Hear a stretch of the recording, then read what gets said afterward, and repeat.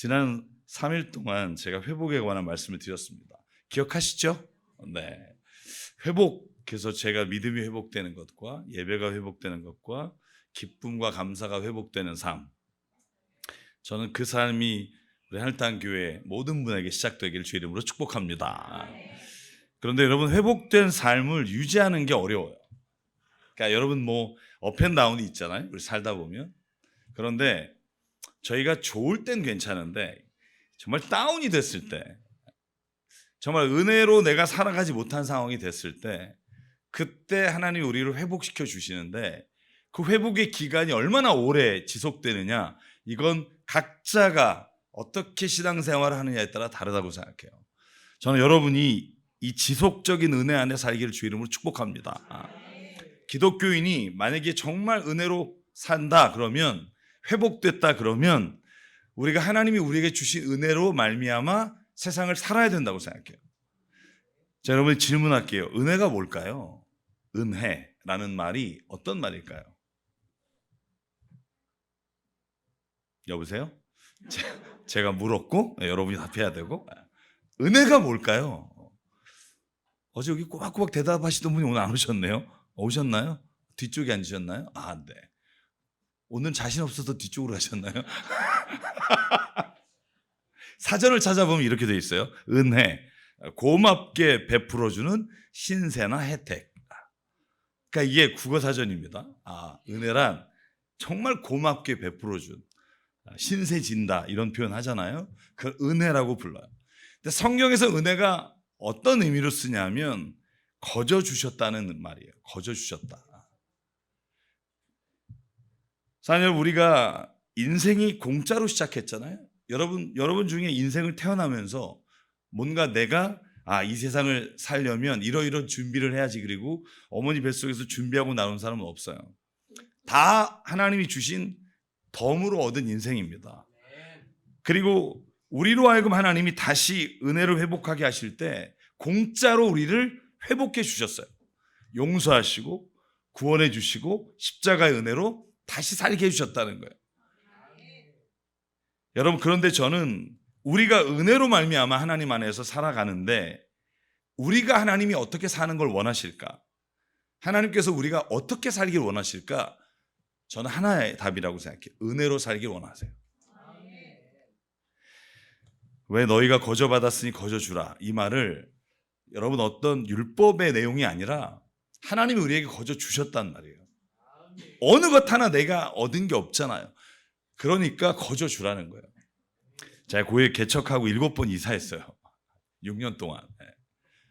학원에서 한 3년 들이다가 학원이 망해서 음악홀에서 들이다가 음악홀이 좀 좁아져서 학교 대강당에서 들이다가 사무실을 처음에 8평짜리 지하 2층에 얻었다가 지상에 올라와서 처음으로, 여러분 지하에 있다 지상 올라오면 얼마나 행복한지 몰라요.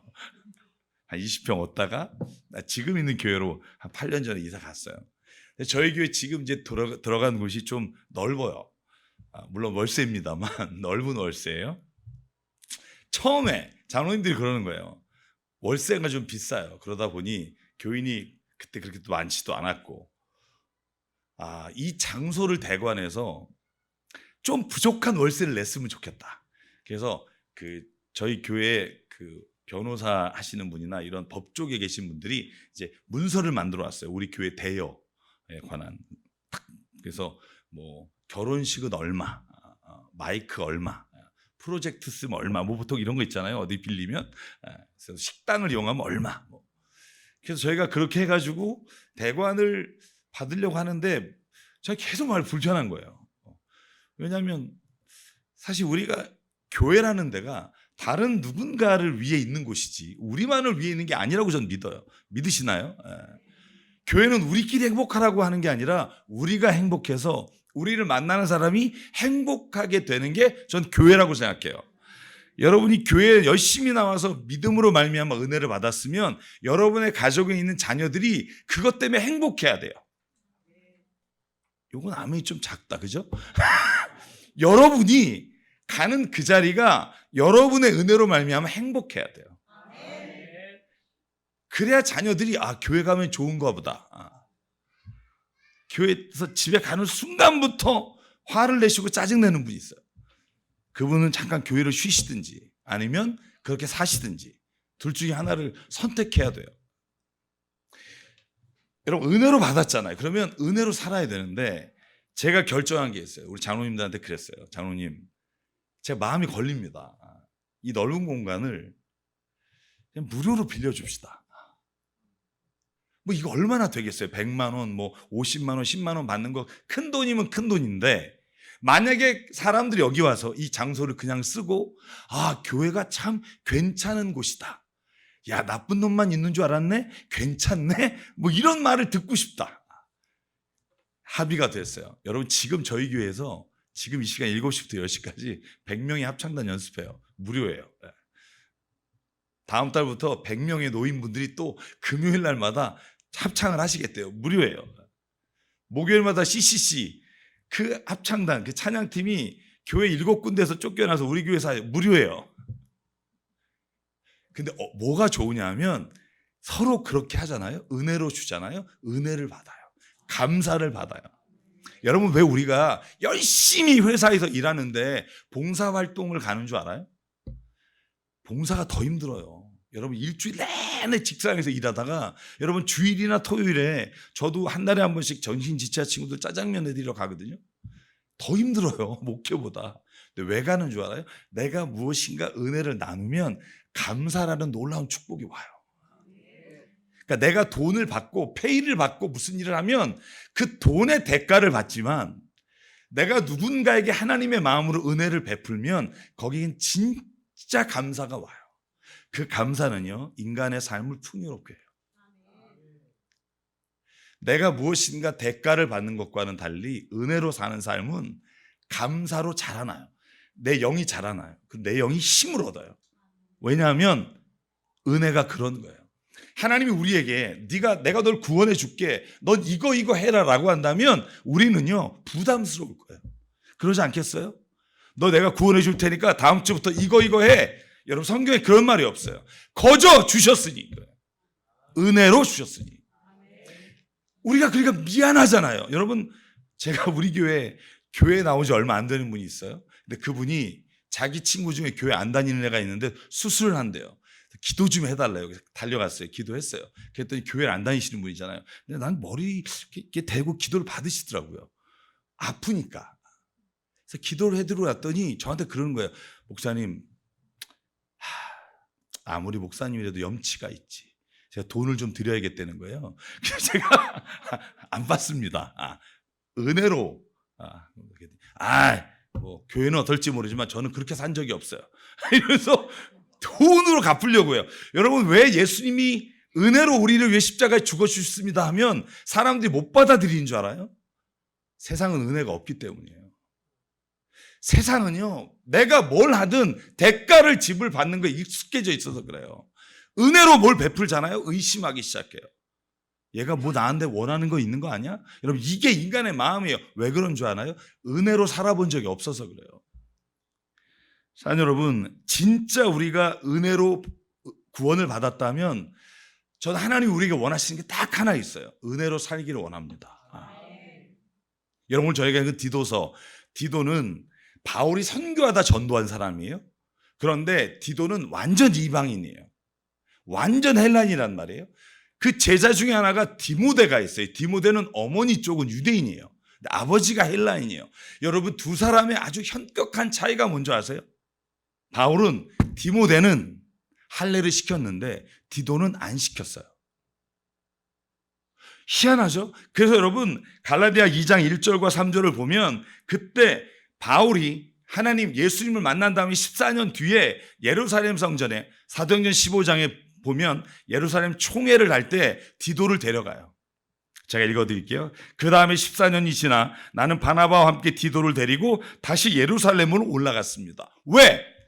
이 첫 번째 공의회의 주제가 뭐냐면 이방인에게 할례를 받아야 되느냐 안 받아야 되느냐 이게 주제였단 말이에요. 그러니까 할례를 받지 않은 이방인 디도를 데려가서 바울은 하나님을 믿는 사람에게는 예수 그리스도를 영접한 사람에게는 할례가 필요 없습니다. 이 얘기를 간곡하게 설명해서 결국 그리스도인이 돼도 유대인처럼 할례를 받지 않아도 됩니다라는 결론을 얻어내요. 그리고는 그 디도가 목회한 곳이 어디냐면 크레타 섬이에요. 여러분 디도서 말씀에 보면 크레타에서 디도가 말씀을 전하고 있었고 그때 바울이 쓴 편지가 디도서예요. 너는 이렇게 목회를 해라. 그러면서 주신 말씀이 뭐예요? 오늘 7절 제가 그것만 읽을게요. 세 번역입니다. 그래서 우리는 그분의 은혜로 의롭게 되어 영원한 생명의 소망을 따라 상속자가 되었습니다. 아멘. 대가가 없이 은혜로 주신 거라는 거예요. 여러분 이 말을 잘 이해가 못하시겠으면 여러분 노아를 생각해 보시면 돼요. 노아는 그 땅의 모든 죄악이 관영해서 심판을 하시겠다고 하나님이 마음에 정하시고 그리고 나서 여러분 노아가 창세기 6장에 보면 이렇게 하나님이 불러요. 노아만은 주님께 은혜를 입었다 해요. 이게 은혜예요. 모든 사람이 홍수 가운데 죽을 수밖에 없는데 건져내셨다. 이게 은혜인 거예요. 사랑하는 여러분, 저는요 저와 여러분에게 하나님이 은혜로 구원을 해주셨습니다. 우리가 영적으로 회복됐습니다. 우리가 육적으로 회복됐습니다. 할렐루야. 그러면 어떻게 사실 거냐는 거예요. 구원 받았어요. 은혜를 체험했어요. 그럼 어떻게 사실 거냐는 거예요. 또 구원받기 위해 교회 나와서 예배 드리는 게 아니라고요. 바울이 끊임없이 반복하는 말이 있죠. 어제 에베소서 2장에도 말했죠. 뭐죠? 뭘 위해? 너는 하나님의 작품입니다. 뭘 위해 너를 택하셨다? 선한 일을 하게 하시려고. 디도서에도 반복되는 말이 그거예요. 선한 일을 하게 하시려고. 사랑하는 여러분, 저는 어제 부른 은혜라는 찬양 가사가 정말 믿어져요. 여러분 이거 믿어지시는지 한번 제가 읽어드릴게요. 내가 누려왔던 모든 것들이, 내가 지나왔던 모든 시간이, 내가 걸어왔던 모든 순간이 당연한 것 아니라 은혜였어. 아침 해가 뜨고 저녁에 노을, 봄의 꽃향기와 가을의 열매, 변하는 계절의 모든 순간이 당연한 것 아니라 은혜였어. 내가 이 땅에 태어나 사는 거, 어린아이 시절과 지금까지 숨쉬며 살며 꿈을 꾸는 삶, 당연한 것 아니라 은혜였어. 여러분 제가 여러분에게 지난번에 부흥이 왔을 때 말한 거 기억하십니까? 제가 여러분 이런 질문했어요. 태양이 뜨는 게 기적일까요? 태양이 안 뜨는 게 기적일까요? 그랬더니 여러분이 눈치를 까고 태양이 안 뜨는 게 기적이에요 라고 말했어요. 그죠? 아니 태양이 뜨는 게 기적이에요. 그죠? 제가 여러분의 결론을 뭐라고 말씀드렸죠? 태양이 뜨는 게 기적이에요. 태양이 뜨려면요, 제가 한 번 더 말씀드릴게요. 지구와 태양의 거리가 유지가 돼야 되고요. 그리고 모든 우주의 법칙이 하나라도 흐트러지지 않아야 다음날 태양이 떠요. 만약에 하나라도 어그러지잖아요, 태양은 못 떠요. 왜 그런데 우리가 태양이 뜨는 것 자체가 기적이라고 생각하지 않느냐 하면 매일 보니까. 사랑하는 여러분, 우리가 매일 경험하는 은혜이기 때문에 감사할 줄 몰라요. 그래서 가장 중요한 게 뭐냐면 은혜를 입은 자, 하나님의 은혜 안에 사는 사람에게는 하나님께서 우리에게 날마다 새로운 영을 부어주시고 날마다 새 마음을 주셔서 매일매일이 우리에게 주신 선물이라고 여기며 살아가는 거예요. 여러분 만약에 여러분의 통장에 매일 86,400원이 입금이 돼요. 그런데 저녁이면 그 돈이 없어진다고 쳐봐요. 그럼 그걸로 뭘 하시겠어요? 쓰겠죠. 그죠? 만약에 이게 안 없어진다면 어떻게 하시겠어요? 이자가 얼마 붙나 보겠죠? 네. 여러분 하루에 몇 초인 줄 아시죠? 86,400초. 이게 선물이에요. 근데 이 선물은 매일 없어져요. 근데 이 시간을 어떤 사람은 감사하고 감격해서 이 선물을 정말 나에게 주신 은혜로 사는 사람이 있고, 이 선물을 그저 아무것도 아닌 것처럼 흘려보내는 사람이 있어요. 두 사람의 삶이 완전히 다른 결과를 가져와요. Every minute, every second, every time, 매 순간, 매 시간을 하나님이 나에게 주신 기적 같은 은혜다라고 생각하며 살면 삶이 달라진다고요. 사랑하는 여러분, 만약에 우리 인간의 편에서 하나님의 사랑과 구원을 받을 때 행위로 얻었다면 우리는 고개를 뻣뻣이 들고 다닐 거라고요. 근데 바울이 말한 것처럼 행위로 난 것이 아니라 하나님이 거저 주신 은혜이기 때문에 우리가 해야 될 건 뭐냐 하면 감사밖에 없다는 거예요. 여러분, 인간은요, 누구나 사람 평가할 때 연봉으로 사람의 값어치를 매겨요. 저 사람이 얼마짜리인지. 제가 얼마 전에 중매를 부탁받았어요. 3명한테. 저한테 사진을 보내시고 거기에 뭐라고 나왔냐면 어느 나라에서 무슨 공부를 했고 지금 뭐고 연봉이 얼마고 이렇게 쭉 있어요. 아버지 엄마 뭐 하시고. 제가 지난주에도 주례를 했지만 제가 주례를 좀 어렸을 때부터 많이 했어요. 제가 한 70번은 한 것 같아요. 제가 늘 하는 게 있어요. 제발 신랑 신부가 어느 대왕 나왔느니 뭘 했느니는 말할 필요도 없고 주례자도 그냥 내가 어느 교회 목사 외에는 학력이 어떻고 이런 걸 말하는 게 아니다. 저는요, 사람이 그 값어치나 그가 있는 돈으로 사람을 평가하는 것에서부터 좀 자유한 그리스도인이 됐으면 좋겠어요. 여러분, 저는 하늘땅교회에 정말 어떤 분이 오실 때 더 사랑으로 가야 되냐면 저희 교회 처음에 뭐 벤츠 그거 타고 온 사람이 대접받는 게 아니라 여긴 정말 삶에 지치고 힘들어서 여기 외에는 정말 살아갈 힘이 없는 사람들이 왔을 때 여러분, 그분들이 정말 주님의 마음으로 은혜를 베풀 때 하나님의 역사가 일어나요. 저는 사회적으로 지명도가 있거나 많이 배웠거나 많이 가지신 분이 교회에서도 똑같이 누리면 그게 교회가 아니에요. 그건 그냥 사교 집단이라고요. 여기는요, 진짜 하나님 안에서 정말 믿음으로 살아가는 사람, 주님만이 나의 삶의 모든 것이라고 고백하시는 분이 가장 존경받는 자리가 저는 교회가 돼야 된다고 믿습니다. 그게 교회예요. 만약에 그러지 않다면 회개해야 돼요. 사랑하는 여러분, 제가 모든 걸 좀 줄이고 진짜 저와 여러분이 은혜로 산다면 저는 한 가지를 기억해야 된다고 생각해요. 그게 뭐냐면 우리가 마태복음 20장에 나오는 말씀이에요. 여러분, 마태복음 20장에 어떤 내용이 나오냐면 아침 9시부터 포도원 주인이 나가서 일할 사람을 데려와요. 여러분 다 아시잖아요. 그죠? 그 다음에 몇 시에 가죠? 하여간 저녁 5시까지, 6시에 마치는데 계속 12시, 3시 이렇게 5시에 가요. 근데 처음에 9시에 와서 일한 사람하고 5시에 와서 1시간 일한 사람하고 마지막에 임금을 나눠줄 때 이 주인이 맨 마지막에 온 사람을 먼저 월급을 줘요. 주급 1급을. 그래서 1급을 주는데 와, 1시간이라고 하루 일당을 받아. 여러분, 그러니까 아침 9시에서 땡볕에 8시간 일하는 사람 무슨 생각 들겠어요? 와, 대박이다. 난 8시간이면 곱하기 8을 하든지 아니면 뭐 최소한 몇 배는 주겠지. 여러분, 그런데 똑같이 줘요. 근데 성질내죠. 뭐라고 성질내요? 아니, 저 사람 1시간 일했는데 나는 땀 흘려 일했는데 아니, 똑같이 주는 게 공평하지 않습니다. 이건 정의롭지 않은 겁니다. 라고 따져요. 근데 주인이 뭐라 그래요? 내가 너한테 얼마 주기로 약속했지? 하루 일당이요. 내가 너에게 덜 주었느냐? 아니요. 내가 그러면 저 사람들에게 은혜를 베풀므로 네가 화를 내느냐? 할 말이 있나요? 저는 이게 교회라고 생각해요. 교회는요, 만약 이런 생각해 보자고요. 그때 5시에 혼자서 일용직 기다리고 있었는데 아무도 안 데려가. 그 사람이 패럴라이즈, 그러니까 지체장애든 아니면 그 사람이 뭔가 왜소했든 일꾼으로 쓰기에 변변치 않은 사람들이 5시까지 있었을 거 아니에요. 그렇지 않아요? 등치 좋은 애도 9시에 데려갔겠죠. 5시까지 있던 사람은 보나 마나 아무도 일꾼을 주지고 싶지 않은 사람일 거라고요. 근데 그 사람을 데려갔어요. 왜? 일 쓰려고 데려갔나요? 아니요. 그가 불쌍히 여겨져서 긍휼한 마음으로 데려갔다고요. 한번 생각해 보자고요.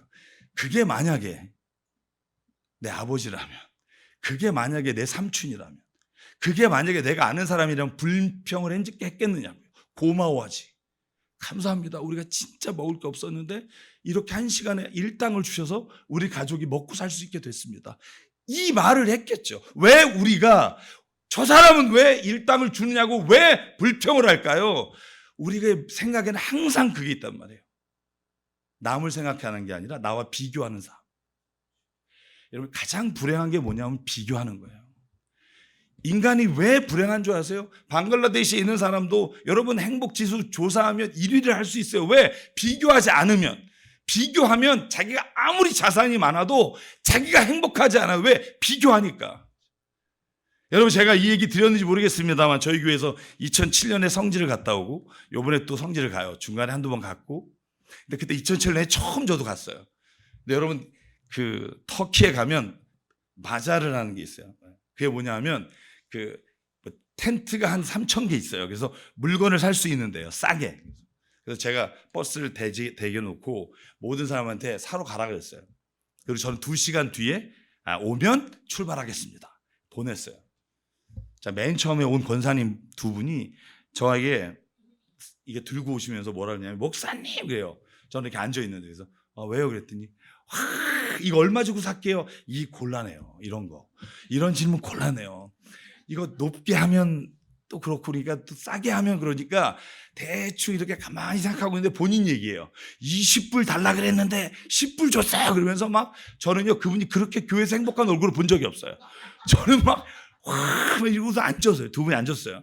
그 다음에 집사님 두 분이 오셨어요. 집사님 두 분이 오셔서 목사님 하시는데 똑같은 물건을 흔드시는 거예요.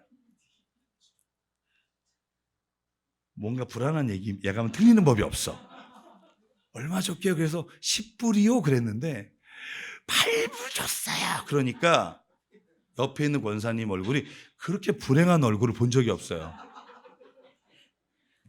제가 말씀드린 게 뭐냐면 물건이 변한 것도 아니고 자기 물건에 하자가 생긴 것도 아니고 변한 건 아무것도 없어요. 변한 건 내 옆에 있는 사람이 더 싸게 샀다는 거예요. 이거 하나만으로도 감정이 상해요. 사장님 여러분 제가 어제 말씀드렸잖아요. 말을 바꾸면 인생이 바뀝니다. 천국을 살 수 있습니다. 제가 왜 이런 말씀을 드리냐면 여러분 아침에 여러분 화장빨 잘 받으면 기분이 어때요? 좋죠. 저도 드라이빨이 잘 맞으면 기분이 좋아요. 여러분 그깟 화장 하나 되게 중요하다고 여기면 자 그것 때문에 기분 좋아지는데 남자들은 드라이 한번 잘 되면 기분이 좋은데 아침에 나올 때마다 누군가 옆에서 제 이름을 부르면서 기철아 오늘 진짜 멋있다. 오늘 진짜 잘할 거야. 여러분 이 말을 듣고 매일을 산다고 생각해 봐요. 그 사람 인생이 어떻게 바뀔 것 같으세요? 완전히 달라져요. 제가 저희 딸하고 저희 아내한테 매일 그 말을 하고 이거 한다고 말씀드렸잖아요. 네. 저는 꾸준히 해요. 네. 저희 아내한테 물어보세요. 우리 이재영 목사님 너무 잘하니까 고마워. 너 혼자 안 먹고 또 목사님을 참 이게 은혜란 말이에요. 이게 거저받았으니 거저주고 땡큐.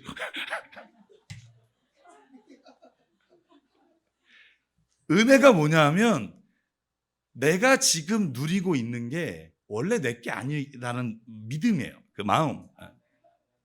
여러분 유명한 말이 있어요. 세상은 사람의 욕심을 채우기에는 모든 게 부족하지만 사람의 필요를 채우기에는 충분하다. 그 말은 뭐냐면 우리가 서로가 가진 거에 욕심을 내지 않으면 충분히 먹고도 남을 수 있는데 어떤 사람은 쌓아놓고 썩게 죽고 어떤 사람은 먹을 게 없어 굶어 죽는 거예요. 그게 왜 이런 일이 왔나 보면 은혜로 왔는데 은혜를 대가로 치르기 때문이에요. 여러분 마태복음 18장에 잃어버린 양의 비유 또 10,000달란트 탕감받은 사람의 비유 이런 이야기를 보면 거기에 나오는 얘기가 뭐예요? 하나님은 누구에게 관심이 있느냐? 힘들고 지치고 어려운 사람에게 관심이 있다는 거예요. 여러분 이어령 선생님이 쓴 책 제가 말씀드렸잖아요. 여러분 하나님의 관심은 부자나 가난한 자나 똑같아요. 모두를 구원하시길 원해요. 그러나 우리가 보통 우선적 관심은 먼저 지금 지쳐 힘들고 있는 사람을 주께서 먼저 보신다는 거예요. 그게 은혜 받은 사람이에요. 저와 여러분의 눈이 그런 사람에 있기를 원해요. 여러분 한번 마태복음 18장에 제가 한 가지만 더 볼게요. 여기 말씀이 뭐냐면 이런 거예요. 10,000달란트 빚진 사람이 주인이 오라 그래서 갔어요.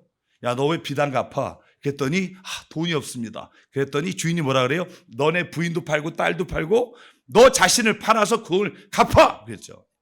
이게 뭐예요? 요즘 말로 하면 신체 포기가 가서 쓰라는 거예요. 그랬더니 뭐라 그래요? 이렇게 왕 앞에 부탁을 해요. 왕이시여 참아주십시오. 제가 나중에 다 갚겠습니다. 이 말을 듣고 그 주인은 종을 가엾게 여겨 그를 놓아줬어요. 여기까지가 하나님이 우리에게 주신 은혜라고 전 봐요. 그 다음에 요 만달란트 탕감받은 자가 가서 무슨 짓을 하냐면 100데나리온을 빚진 사람, 100인치 월급을 빚진 사람에게, 여러분 만달란트가 제가 한 달란트가 6,000데나리온이에요. 이걸 곱하기 만을 하면 계산이 안 나와요. 조 단위까지 가요. 그런 탕감받은 사람이 자기에게 600데나리온을 빚진 사람, 그 사람에게 가서 빚을 갚으라 하니까 똑같이 말해요. 참아주십시오. 후에 제가 갚겠습니다. 그런데 이렇게 말합니다. 이 게으른 자야, 동료들이 그를 빚진 돈을 갚을 때까지 감옥에 가둬둬요. 그러니까 옆에 있던 사람들이 보고 뭐라 그래요? 저 진짜 저놈은 인간성이 쓰레기다. 그래서 왕에게, 주인에게 가서 말해요. 이 만달란트 탕감받은 인간이 100데나리온 빚진 자를 감옥에 넣습니다. 그랬더니 다시 그 주인이 불러요. 그리고 뭐라 그래요? 이 악한 종아, 네가 애원하기에 내가 너에게 그 빚을 탕감해 주었는데, 그런데 너를 불쌍히 여긴 것처럼 너는 왜 네 동료를 불쌍히 여기지 않느냐? 너가 빚진 것을 다 갚을 때까지 감옥에 가둬두겠다. 이게 이 이야기의 끝이에요. 여러분들, 요 얘기 다음에 어떤 내용이 나오는지 아시나요? 마태복음의 18장에 요 내용 다음에 나오는 스토리가 뭔지 아세요? 당연히 모르겠죠. 베드로가 이렇게 물어봐요. 예수님 몇 번을 용서해야겠습니까? 70번이라도 7번씩 용서해라. 이 말이 이 앞에 나오는 만달란트의 비유와 이 베드로의 용서의 비유가 같이 나오는 걸 보면, 이 말씀은 우리에게 뭘 얘기하고 싶냐 하면, 너희가 용서를 받았으니 용서를 해주라는 거예요. 그리고 몇 번이라는 숫자의 계산이 아니라 10,000달란트를 탕감받았는데 아니 뭘 못하겠니? 라는 질문이에요. 사랑하는 여러분, 주님은 베드로를 비롯한 그리스도인들에게 자기의 잘못을, 또 죄를 지은 사람에게 어떻게 용서해야 되냐고 물어볼 때 주님은 이렇게 말하는 거예요. 은혜로 대하라는 거예요. 은혜가 뭐예요? 이걸 은혜라고 해요. 사랑하는 여러분, 하나님의 관점에서 보면 하나님이 우리의 빛을 탕감해 주신 것처럼 우리가 누군가를 용서해 주기를 원하신다고. 저 하늘땅교회 여러분, 저는 옆에 분하고 한번 이 시간에 정말 이렇게 인사했으면 좋겠어요. 주님의 이름으로 용서합시다. 주님의 이름으로 용서합시다. 제가 왜 이 말을 드리냐면, 교회 안에 진짜 싸움이 많아요. 저도 목회하다 보면, 그럼 제가 그런 얘기 드렸잖아요. 왜 1부, 2부, 3부 예배가 있는 줄 아세요? 교회에? 꼴 보기 싫은 애랑 겹치지 않게 하려고. 그런 이유가 있다는 거 몰랐죠. 1부 예배 나오는 사람이 꼴 보기 싫으면 2부 예배 나가고, 2부에 나가 꼴 보기 3부 예배 나가고. 그 정도로 교회 안에 다툼이 많아요. 시기가 많고 미움이 많아요. 저는 그래서 꼭 부탁드리고 싶은 게 뭐냐 하면 용서하는 거예요. 저는 교회가 세상이 은혜로 살아가는 법을 가르치지 않을 때 은혜로 사는 법이 뭔지를 가르치는 유일한 곳이 되어야 한다고 생각해요. 세상에서 우리가 은혜로 살기 쉽지 않아요. 만약에 우리가 회사를 경영할 때 그냥 다 거저주고 다 한다면 사실 생존하기가 쉽지 않아요. 그렇지만 교회는 그 일을 할 수 있잖아요. 교회에서는 우리가 서로 이익을 챙기거나 여기서 뭔가를 더 얻으려고 하는 게 아니라 여기만큼은 하나님의 은혜로 살아갈 수 있는 유일한 곳이잖아요. 저는 그래서 부탁드리고 싶어요. 교회는 어떤 일이 있어도 은혜로 사십시오. 용서하십시오. 제가 우리 교인에게 이 훈련을 시켜요. 이렇게 생각하십시오. 누가 나에게 시비를 걸거나 힘들게 하거나 어렵게 할 때 그럴 수도 있지. 저는 그렇게 생각해요. 그럴 수도 있지. 저는 이 말이 저에게 얼마나 위로가 되는지 뭐예요. 어떤 집사님이, 목사님 저 지난주에 인사도 안 해서 삐져서 교회 안 나올래요? 그러면 죄송해요. 그리고 그분 입장에서 그럴 수도 있지. 왜냐하면 나는 아무리 그런 적이 없다 해도 받는 사람이 그렇다면 그럴 수도 있지.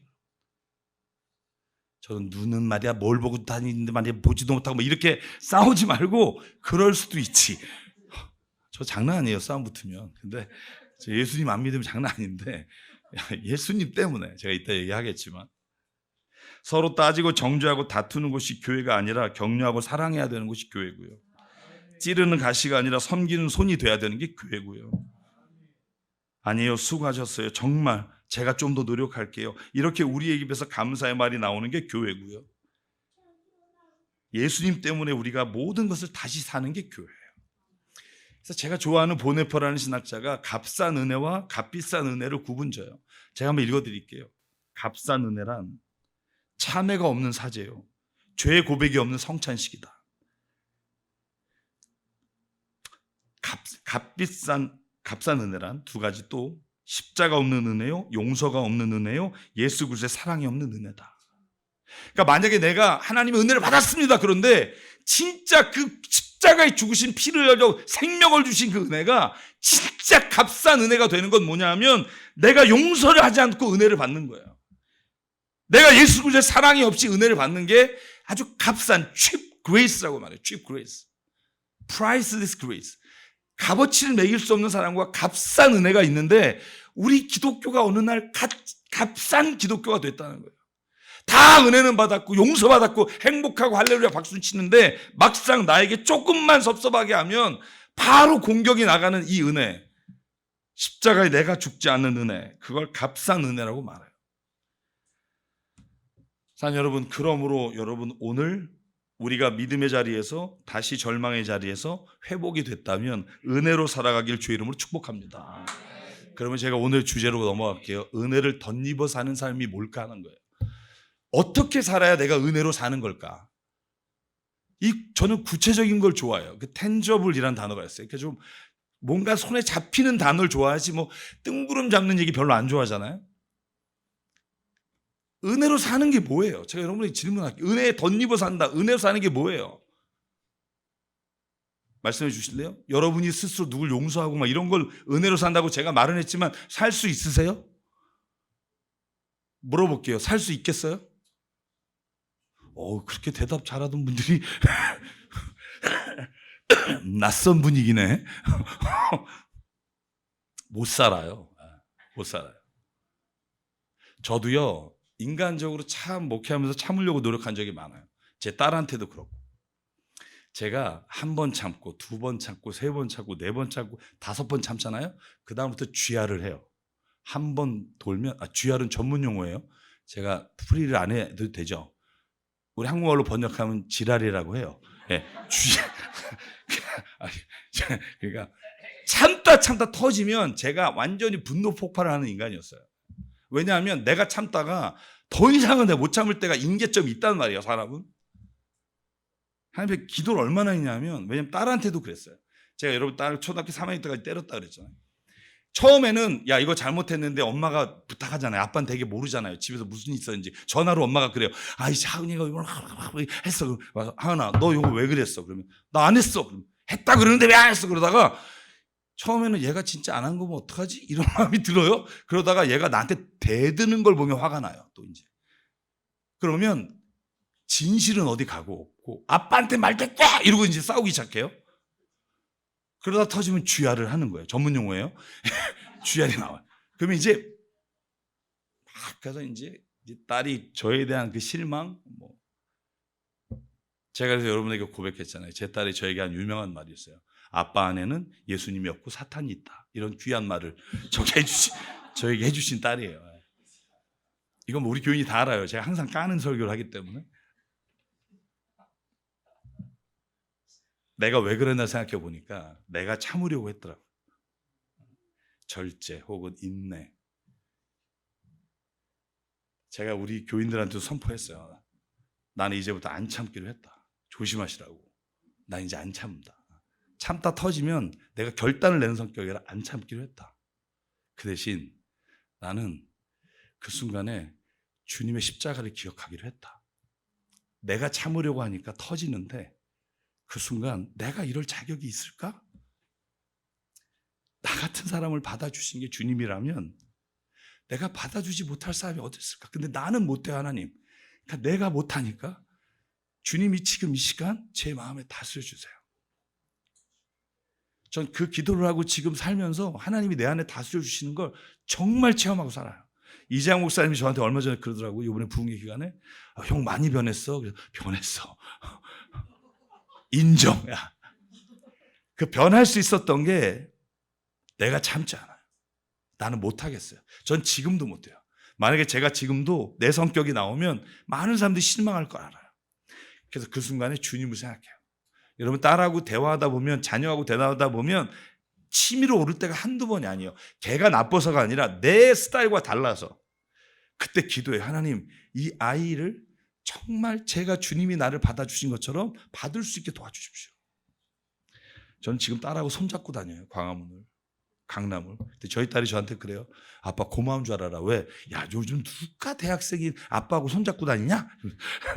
고맙다 이 쥐알. 뭐 이러니. 그리고 마음속에 그러는데, 자, 제가 왜 이런 생각을 했냐면, 우리가 최종 은혜 받은 삶의 목적이 뭘까요? 거룩하게 되는 거예요. 전 이걸 믿어요. 출애굽기에 하나님 분명히 말해요. 내가 거룩하니 너희도 거룩하라. 이 말씀 예수께서 요한복음에 말해요. 하나님이 거룩하시니 너희도 거룩하라. 생각해 보자고. 우리가 어떻게 거룩하게 되죠? 여러분 거룩하게 되실 것 같으세요? 제가요, 청소년 시절, 대학 시절, 그리고 뭐 목사가 된 다음에도 제 큰 갈등이 뭐였냐면, 기도원에 올라가면 장난 아니에요. 저도 막 3m씩 뛰고 막 기도하고 내려오면 막, 야, 진짜 세상에 나 같은 믿음 있는 사람이 어디 있나 내려와요? 3일 뒤에 쪽박을 차요. 누가 건드리면 뭐 잘 참다 한번 퍼지면 막 장난 아닌 거예요. 근데 여러분 이게요, 한 수백 번 쌓이다 보면 내가 믿음이 있나까지 가요. 그 최종 어떤 생각이 이렇게 되냐면, 변화가 있는 건가? 변할 수 있나? 인간은 안 변해. 이런 쪽이 굳어져요. 내 자신을 보면서. 여러분 그런 적 없으세요? 너무 고개 흔들면 티가 나니까 그냥 속으로만. 제가 무슨 생각했냐면, 거룩하게 되는 건 불가능하다. 성경이 그런데 보니까 거룩하게 되라라고 말했지만, 사도 바울은 그 말을 어떻게 바꾸냐 하면, 제가 여러분에게 읽어드릴게요.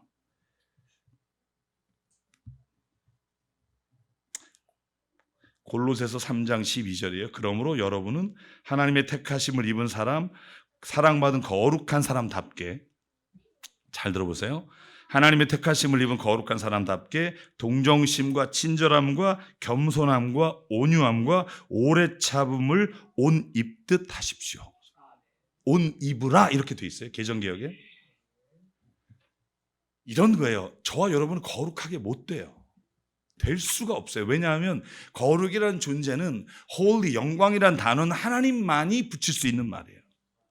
그럼 내가 거룩하게 되라라는 말은 내가 존재론적으로 변화가 된다. 내가 산에서 기도하고 내려오면 뭐 어떤 유혹이 오거나 어떤 사람이 나를 힘들게 해도 나는 거룩하니까 도저히 반응하지 않는다. 이런 생각을 가지면 끝까지, 여러분 죽는 순간까지 저처럼 갈등하다 끝나요. 옷 입는 거예요. 아멘. 이 무슨 말이냐면 이런 거예요. 나는 그렇게 못 돼요. 이 거룩이라는 단어가 코데슈라는 단어인데, 이게 뭐냐면 분리한다는 말이에요. 바리새인이라는 말이 여기서 왔단 말이에요. 분리된 사람. 그런데 걔네는 문제가 뭐냐면, 나는 거룩하니까 너네들 같이 더러운 애들하고는 어울리지 않는다고. 성경이 말하는 거룩함으로 인해서 분리된다는 게 뭐냐면 하나님 손에 들려 있다는 말이에요. 할렐루야.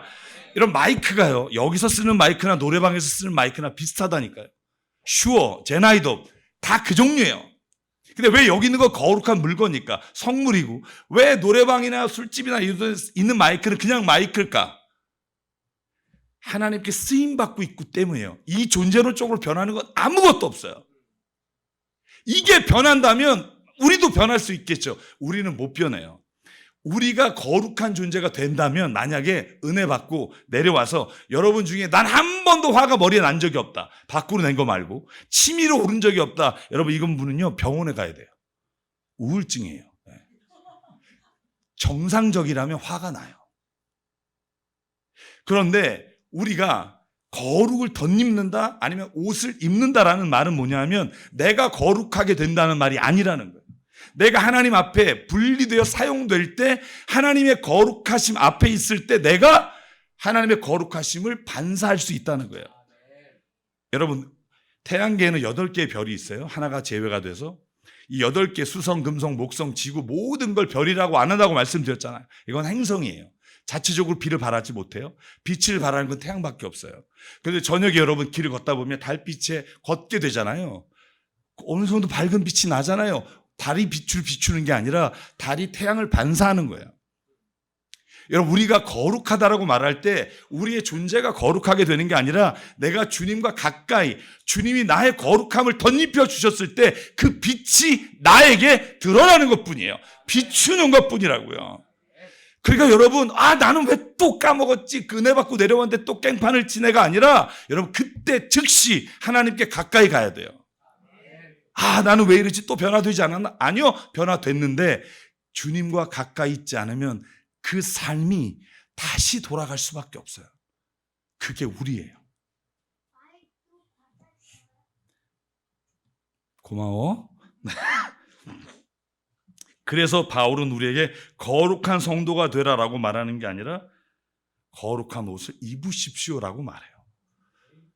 사실 여러분, 왠지 교회를 나가는데도 아니면 신앙생활을 하는데도 성경 공부를 하는데도 뭔가 열심히 하는데도 뭔가 허전함이 있고 뭔가 채워지지 않은 갈증이 있잖아요. 그럴 때는요, 주님께 가까이 가시라고요. 내가 또 왜 이러지? 고민할 필요 없어요. 우리 인간은 쓰레기예요. 제가 여러분에게 말씀드렸잖아요. 저도 쓰레기고 여러분이 쓰레기라고. 세상에는 좋은 사람과 나쁜 사람으로 구분되지 않아요. 제가 보는 성경의 세상은 드러난 죄인과 드러나지 않은 죄인밖에 없어요. 근데 드러나지 않은 죄인은 지가 안 드러났으니까 드러난 자를 욕하는 거고, 드러난 죄인은 자책감과 정죄감에 괴로워할 것뿐이고, 그러나 성경은 똑같이 죄인이에요. 좋은 사람 세상에 없어요. 여러분, 목사님 존경하고 좋아하시죠? 우리 이재영 목사님 정말 좋아하시잖아요. 대답 좀 해줘요. 네, 정말 좋아하잖아요. 네, 그죠? 쓰레기예요. 쓰레기예요. 저도 쓰레기예요. 사람은 목사든 전도사든 권사님이든 장로님이든 다 쓰레기예요. 주의 빛이 비추지 않는 한 그 본성 안에는 늘 그 괴로운 쓰레기를 안고 살아요. 여러분, 그래서 사도 바울이 뭐라고 말을 해요? 저는 사도 바울의 이 외침 소리가 들려요. 로마서 7장. 여기에 나는 법칙 하나를 발견합니다. 곧 나는 선을 행하고 싶은데 그때 내 안에 악이 붙어 있고 내 속사람은 하나님의 법을 즐거워하는데 내 지체는 다른 법이 있어 나의 법과 싸우며 지체를 포로 삼아 죄 가운데 가게 합니다. 나는 곤고한 자로다. 누가 나를 이 비참한 것에서 끌어낼 수 있을까? 이게 바울이 고백한 거라고요. 이것도 로마서라면 거의 인생의 후기에 쓴 편지란 말이에요. 끊임없이 주 앞에 이 고백이 있는 거예요. 난 하나님 어쩔 수 없어. 난 이기적이에요. 여러분, 제가 선교 많이 하고 구제 많이 하고 우리 교회가 뭐 월세를 내면서 뭐 굉장한 것처럼 말하죠. 굉장히 이기적이에요. 모든 걸 계산해요. 나도 모르게.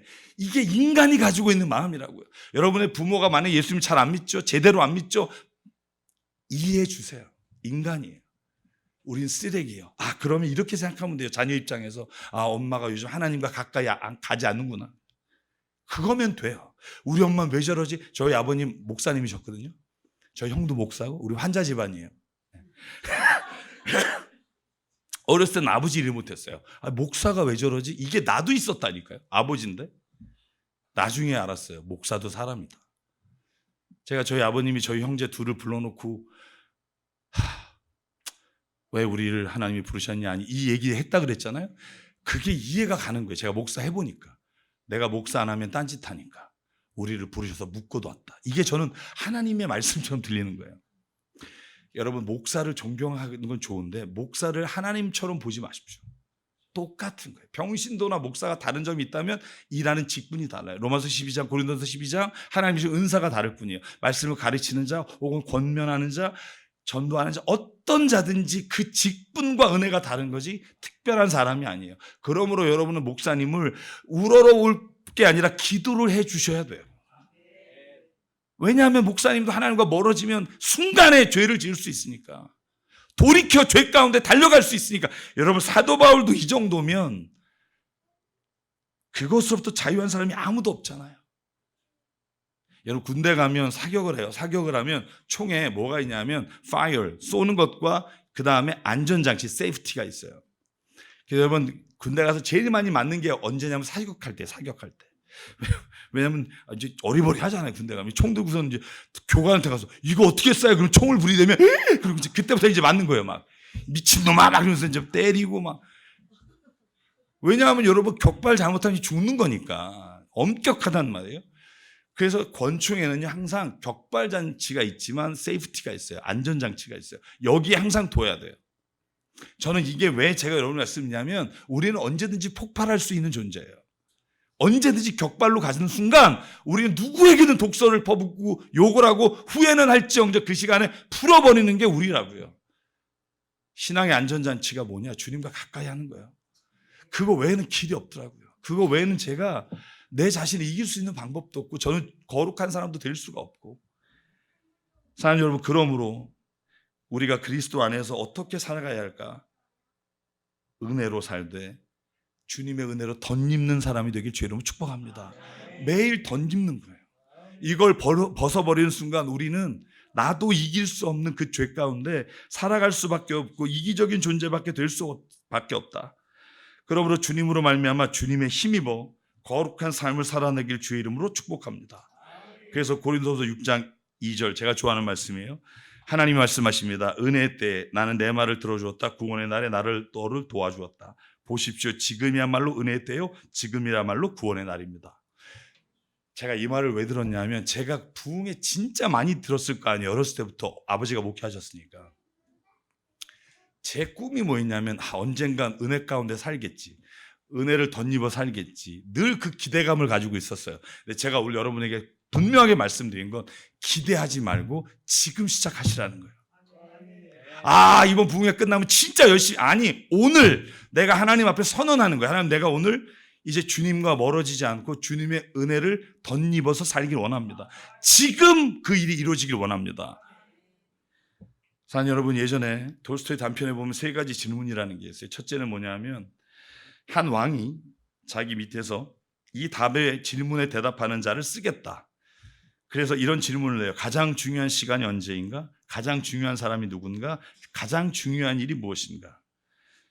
여러분, 그 해답을 찾기 위해서 성자를 찾아가요. 그런데 성자는 대답하지 않고 맨날 일만 시켜요. 장작 구해오라 그러고 뭐 일만 계속 시키니까 너무너무 힘들어서 나중에는 그렇게 말해요. 난 도저히 여기서 해답을 못 찾겠다. 그때 나이 많은 성자의 집에 장작을 만들고 있는데 왕을 죽이려고 기다리고 있던 사람이 왕을 보지도 못하고 군사들에게 발각돼서 부상당해서 이 성자의 집에 와요. 그랬더니 왕이 그 보살펴주는, 성자가 그를 보살펴주는 것을 보고 자기가 스스로 답을 얻어요. 그래서 이렇게 대답합니다. 가장 중요한 시간은 현재이고 가장 중요한 사람은 지금 나와 함께 있는 사람이고 가장 중요한 일은 지금 당신이 하고 있는 일입니다. 저는 이 말을 제가 왜 드리냐면 은혜는요, 내가 이제 해야지가 아니라 오늘 이 시간 하나님 나에게 그 말씀대로 이루어지기를 소망합니다가 은혜예요. 미래의 시간은요, 우리가 언제든지 계속해서 나의 결단을 미루는 것뿐이라고요. 어차피 그 시간에도 똑같은 기대 앞에 쓸 거예요. 똑같은 결단 앞에 쓸 건데 또 미룬다고요. 저는 저와 여러분이요, 하나님 앞에 오늘 주님이 내가 주님 앞에 이렇게 살기 원합니다 하신다면 오늘 당장 지금 이 시간에 내 주변에 있는 사람들에게 이 은혜를 나누며 살기를 원해요. 그러면 천국을 살아요. 여러분 제가 한번 여러분에게 여쭤요. 전 집에서 사는 게 천국 같습니다. 이 정도예요?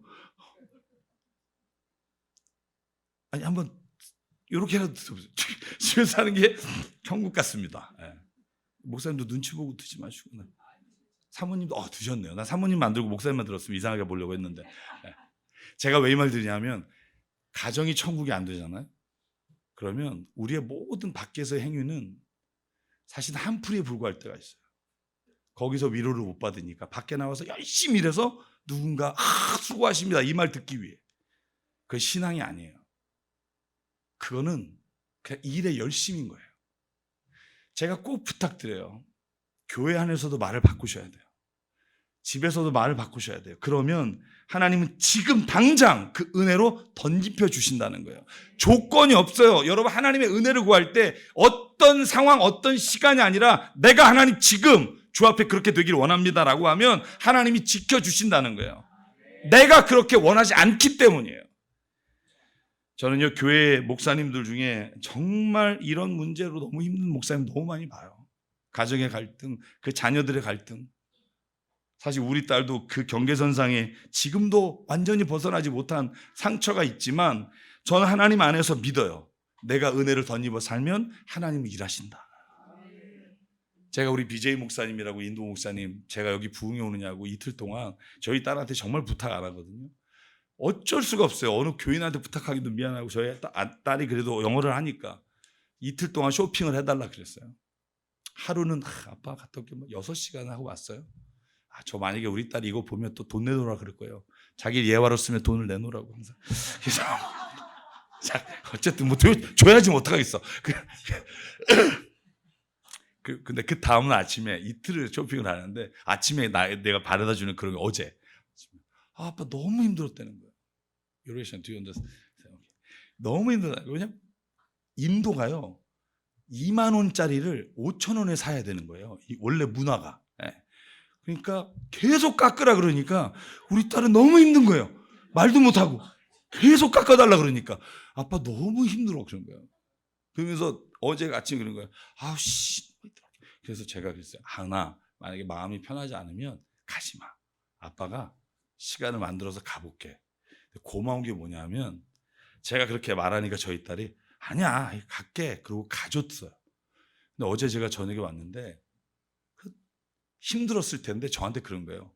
아빠 방법을 터득했어. 그래서 뭔데 그랬더니 어차피 그 목사님이 보낸 돈도 있고 아버지가 사주는 돈도 있잖아. 그래서 내가 머리를 썼어. 뭐 어떻게 머리를 쓰니 그 목사님한테 이거 내가 사주는 건데 마음에 든다 그러면 돈을 안 깎더래요.